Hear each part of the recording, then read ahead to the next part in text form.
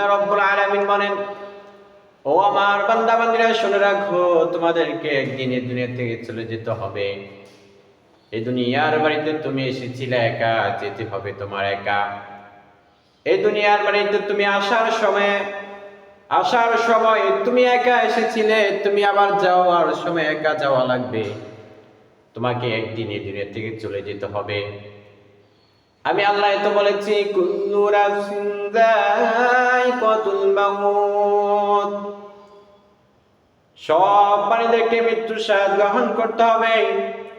এই দুনিয়ার বাড়িতে কেউ থাকবো না, কেউ না। এখন আছি, একটু পরে নাও থাকতে পারি। আজকে আছি, আগামীকাল নাও থাকতে পারি।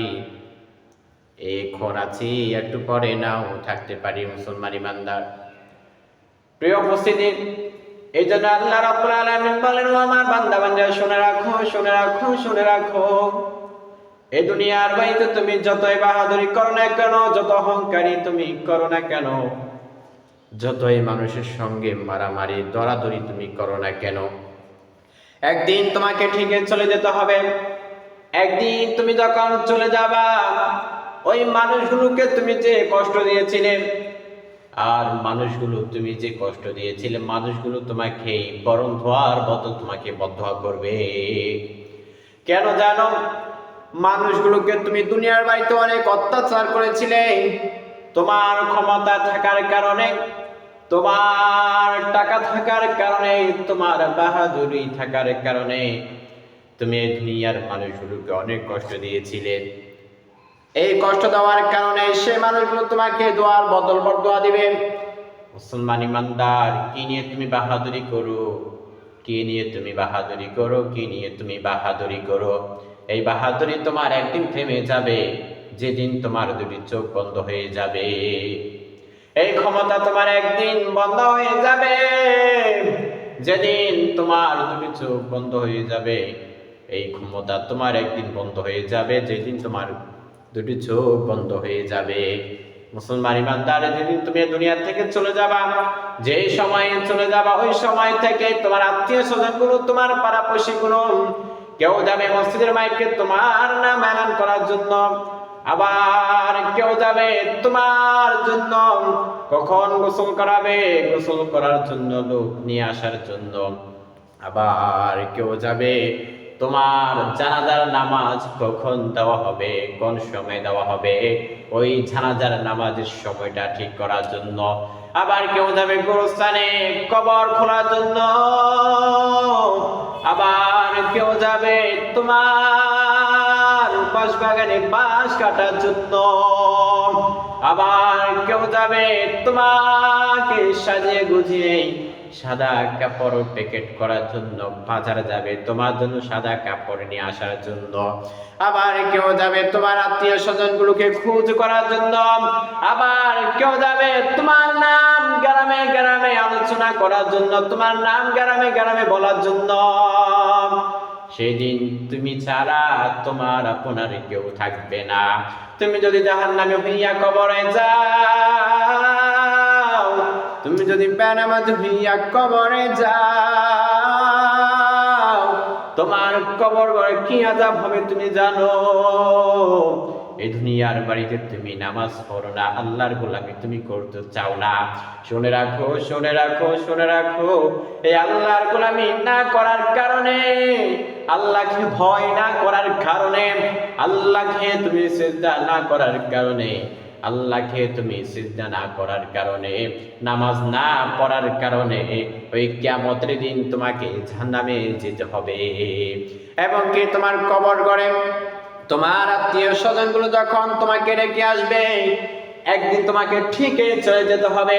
কেন? আল্লাহ রাব্বুল আলামিন তো কোরআনে বলেছেন, সবাইকে মৃত্যু স্বাদ গ্রহণ করতে হবে, সব প্রাণীদেরকে মৃত্যু স্বাদ গ্রহণ করতে হবে। এই দুনিয়ার বাড়িতে কেউ থাকবো না, কেউ না। এই দুনিয়ার বাড়িতে কেউ থাকবো না, কেউ না। আপনাদের অনেকের দাদা দাদি ছিল, আজ তারা কই? আপনাদের অনেকের মা বাবা ছিল, আজ তারা কই কই? একটু কি খোঁজ নিয়ে দেখেছেন তারা কেমন আছে, কি অবস্থা আছে? একটু কি আপনি খোঁজ করে দেখেছেন আপনার মা কবর ঘরে কেমন আছে, আপনার বাবা কবর ঘরে কেমন আছে? আপনার বাবা তো আপনাকে অনেক আদর করেছিল, আপনার মা তো আপনাকে অনেক আদর করেছিল, আপনার মা আপনাকে অনেক যত্ন করেছিল, আপনার মা আপনাকে অনেক আদর করে লালন পালন করেছিল। কই আছে আজকে আপনার মা? কই আছে আজকে আপনার মা? আপনার মার খোঁজ কি আপনি নিয়েছেন? আপনার বাবার খোঁজ কি আপনি নিয়েছেন? মুসলমান ইমানদার, একটু তাদের কথা চিন্তা করেন তো, তাদের কথা চিন্তা করেন। ঠিক তেমন করে আপনাকে এমন করে চলে যেতে হবে। তারা চলে গিয়েছে, শুধু তাই নয়, একদিন আপনাকেও চলে যেতে হবে, একদিন আপনাকে চলে যেতে হবে। কি নিয়ে বাহাদুরি করেন, কি নিয়ে আপনি অহংকারী করেন? দুনিয়ার বাড়িতে আল্লাহর গোলামি করেন না, দুনিয়ার বাড়িতে নামাজ পড়তে আপনি চান না। নামাজের সময় হলে আপনি হেলে ডুলে সময় কাটিয়ে দেন, নামাজের সময় হলে আপনার আড্ডার সময় আপনি ওই নামাজের সময় আড্ডার মধ্যে থাকেন। অথচ আল্লাহ রাব্বুল আলামিন বলেন, ও আমার বান্দারা, আমি তোমাদেরকে জাহান্নামে দেওয়ার জন্য পাঠাই নাই। আমি আল্লাহ তোমাদেরকে জাহান্নাম থেকে দুনিয়াতে পাঠিয়েছি, তোমরা কেন আবার জাহান্নামে যাবে? জাহান্নামের আগুন এত ভয়ঙ্কর, এত ভয়ঙ্কর, এত ভয়ঙ্কর। কবরে আযাব এত ভয়ঙ্কর হবে, কবরে আযাব এত ভয়ঙ্কর হবে যদি বেঈমান হইয়া কবরে যাও। কবরে আযাব এত ভয়ঙ্কর হবে যদি বেনামাজ হইয়া কবরে যাও।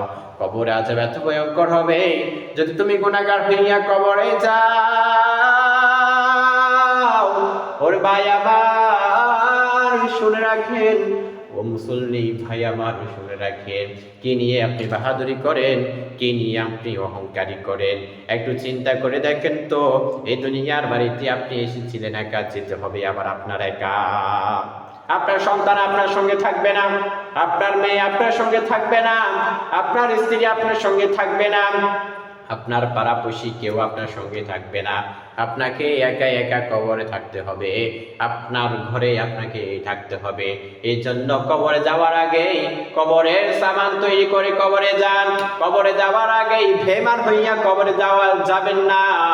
যদি গুনাহগার হইয়া যদি কবরে যান, কবরের আযাব কখনো সইতে পারবেন না। দুনিয়ার বাড়িতে যদি মানুষের হাত পায়ে আগুন লাগে, মানুষ আগুন সইতে পারে না।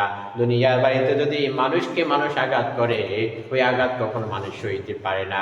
কবর ঘরে তো আযাব তার চেয়ে হাজার হাজার বেশি হবে। কবরের আযাব অনেক কঠিন হবে। জাহান্নামের আগুন তো তার চেয়ে হাজার হাজার তেজ হবে।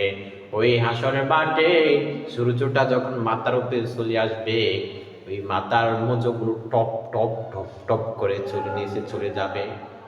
আর আল্লাহকে ওই বান্দা বলবে, আল্লাহ সইতে পারি না তো, আল্লাহ গো সইতে পারি না। আল্লাহ বলবে, রে ও বান্দা, দুনিয়ার বাড়িতে তো আমি তোমাকে সুযোগ দিয়েছি, দুনিয়ার বাড়িতে তো আমি আল্লাহ তোমাকে সুযোগ দিয়েছি, কেন তুমি আমি আল্লাহর গোলামি করলা না? কেন তুমি নামাজ পড়লে না? কেন নামাজ পড়ে না? এখন তোমার শাস্তি তোমাকে ভোগ করতে হবে। এজন্য বলি ভাই আমার, বোন আমার, ও মুসল্লি ভাই আমার, কবরে যাওয়ার আগে কবর সামান তৈরি করে নাও। কবরে যাওয়ার আগে কবর সামান তৈরি করে নাও। একদিন ঠিকই তোমাকে কবর চলে যেতে হবে। এখন মসজিদে এসেছেন নামাজ আদায় করার জন্য, মসজিদ থেকে বের হয়ে বাড়ি যাওয়ার পর্যন্ত কোনো গ্যারান্টি নাই। এই জন্য বলি ভাই আমার, কবরে যাওয়ার আগে কবর সামান তৈরি করে নেন। 5 ওয়াক্ত নামাজ প্রতিদিন আদায় করেন। নামাজের সময় হলে দোকানে না বসে, আপনার বাড়িতে আড্ডা না দিয়ে আপনি মসজিদে এসে নামাজ আদায় করেন। দেখবেন আল্লাহ রাব্বুল আলামিন এই নামাজ পড়ার কারণে আপনাকে জাহান্নাম থেকে বাঁচিয়ে জান্নাত পর্যন্ত পৌঁছাই দিবে।